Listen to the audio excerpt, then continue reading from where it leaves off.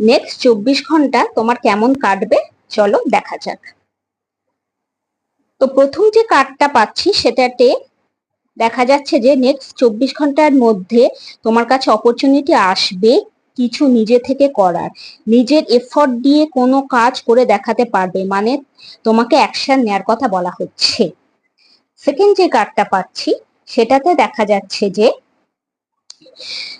সেখানে তোমাকে অ্যাডভাইস করা হচ্ছে যে অ্যাভয়েড আননেসেসারি টেনশন, মানে আননেসেসারি কোনো স্ট্রেস বা টেনশন নিও না, মানে একটু ব্যালেন্স মুডে থাকো।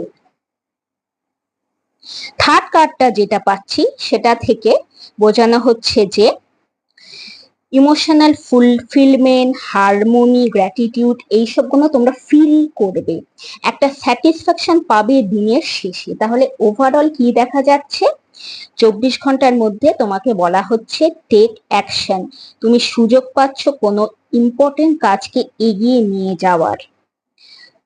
সেকেন্ড কার্ডটা থেকে বোঝা যাচ্ছে যে তোমাকে ব্যালেন্স থাকতে হবে, পিসফুল থট রাখতে হবে। আর থার্ড কার্ডটা থেকে বোঝানো হচ্ছে যে স্যাটিসফ্যাকশন আসবে দিনের শেষে। তাহলে আজকে এটাই ছিল আমার রিডিং, সবাই খুব ভালো থেকো।